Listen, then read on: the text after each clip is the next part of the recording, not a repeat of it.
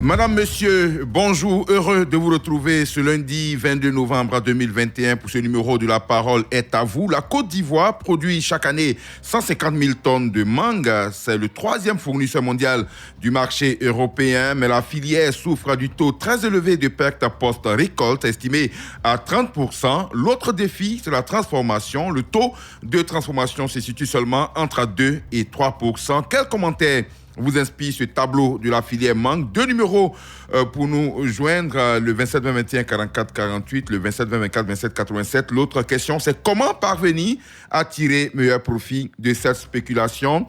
Pour conduire ce numéro de La Parole est à vous. L'équipe est constituée de Joma Stéphane Mustapha, également de Alain Mouo à la réalisation. Nous avons un consultant ce matin. Il s'agit bien sûr de M. Abbé Philippe. Il est le trésorier général de l'interprofession mangue, appelé Intermangue. Il sera bien sûr avec nous dans un court instant. Pour l'heure, je me permets bien sûr de vous lire quelques commentaires très nombreux sur notre plateforme Facebook.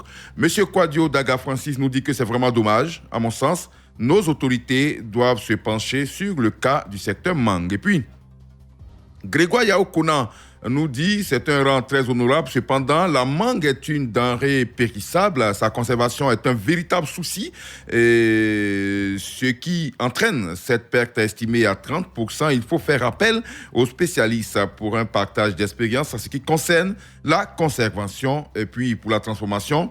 Nous rencontrons le même problème, au même titre que le café, le cacao. Avec le temps, la Côte d'Ivoire pourra transformer ses matières premières. Et puis, M. Roger Kwasi nous dit que les deux mamelles de l'économie de notre pays, le café et le cacao, ont fait délaisser les autres cultures comme la mangue. Et pourtant, elles ne demandent pas assez d'efforts et d'entretien pour les réussir. Leur consommation locale et ailleurs deviennent de plus en plus sollicité. Je propose que l'État mette des moyens de transformation des usines, par exemple, à la disposition des régions de grande production comme le Nord et aussi Iré qui fait 3 productions dans l'année. Voilà. Donc, c'était bien sûr la contribution de monsieur Roger Kwasi. Mais d'ici là, nous prenons la direction, bien sûr, du standard avec monsieur Koulibaly Mamadou qui nous appelle de Manabri. Bonjour.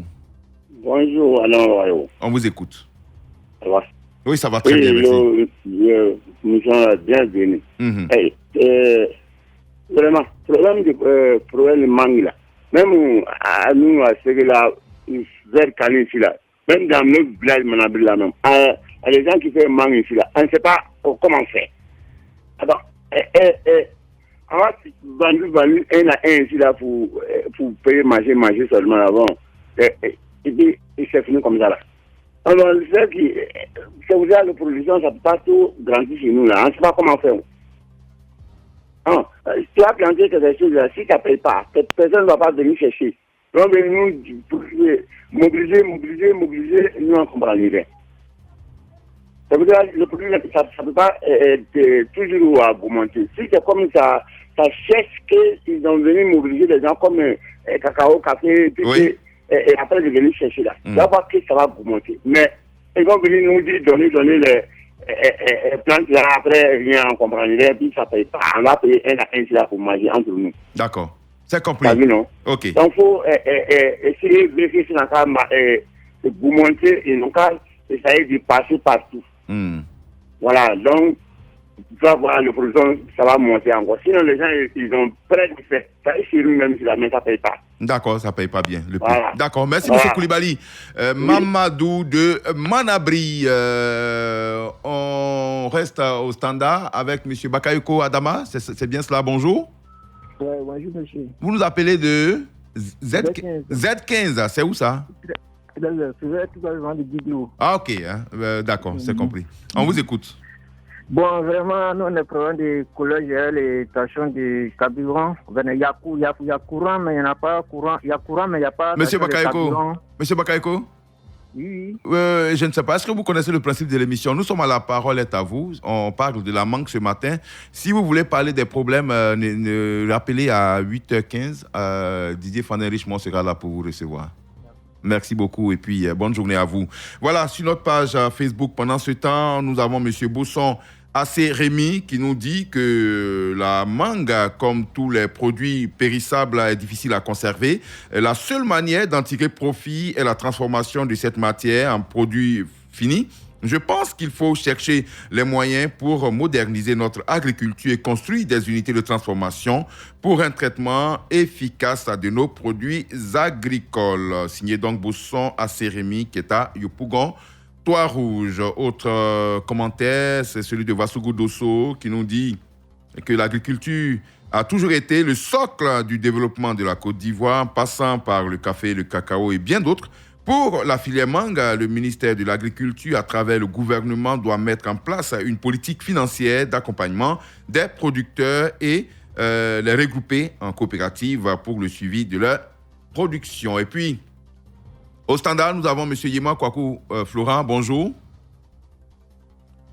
M. Yema Kwaku Florent, bonjour. Bonjour, mon général Damavakayo. Vous nous appelez de Sonopanigokro, j'imagine. C'est bien cela, mon cher frère, mon village tant bien aimé. D'accord, on vous écoute. Alors, mon général, le tableau filière mangue, consommation et transformation est sombre vu les chiffres qu'on nous donne. 150 000 tonnes de production, troisième au plan mondial, ça c'est très très très satisfaisant. 30% de pertes, 2 à 3% de transformation, le tableau est sombre. Et je félicite même d'abord les planteurs dans la production de mangue et partant tous les agriculteurs de produits alimentaires ou industriels pour dire que le succès de ce pays se repose effectivement sur notre agriculture.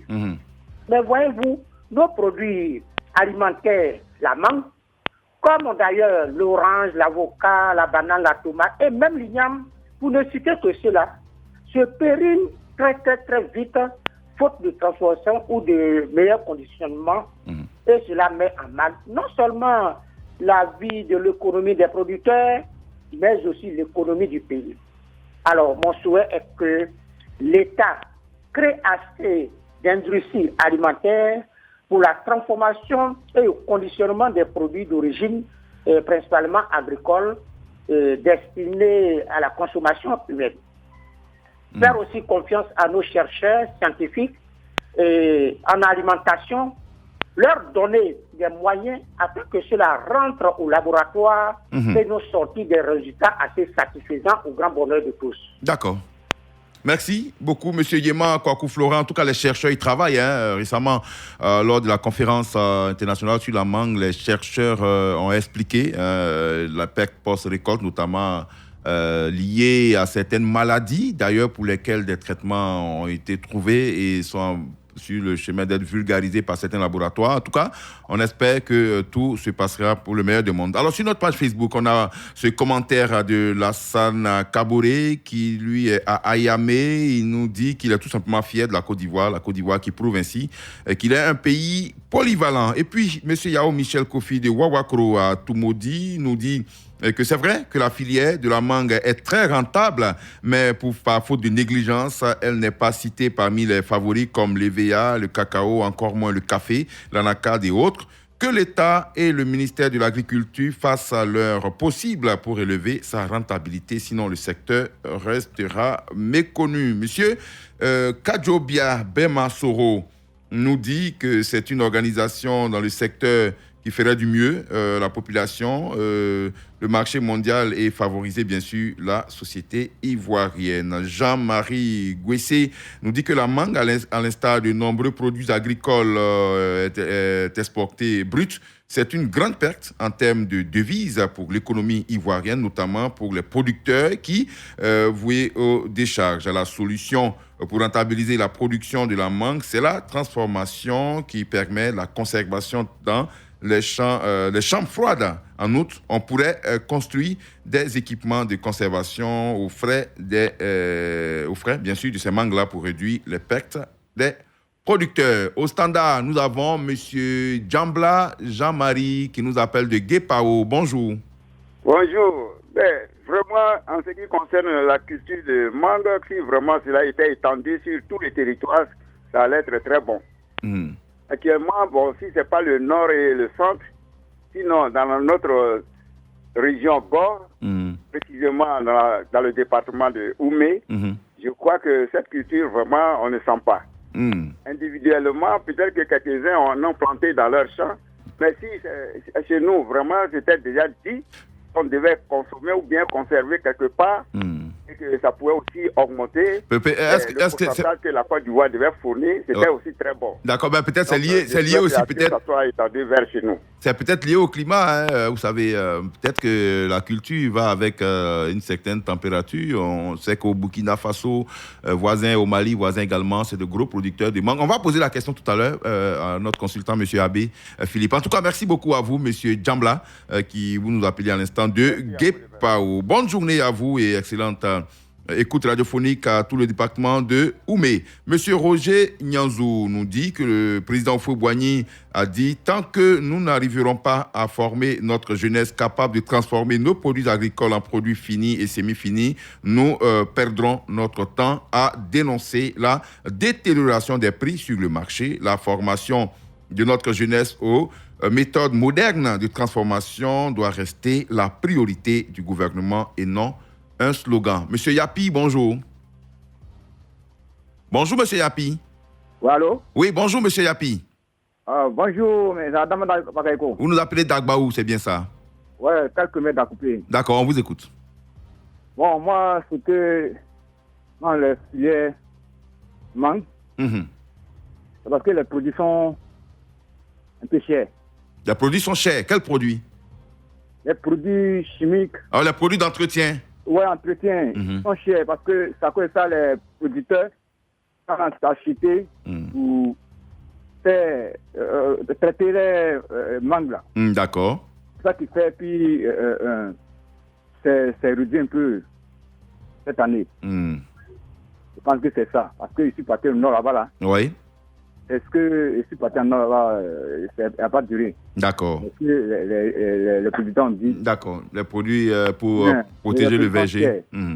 Toutes les produits sont montés quoi. D'accord. Non, l'État n'a qu'à voir ça. Ok. Les intrants, il faut songer au coût des intrants. D'accord. Merci beaucoup. Merci. Bonne journée.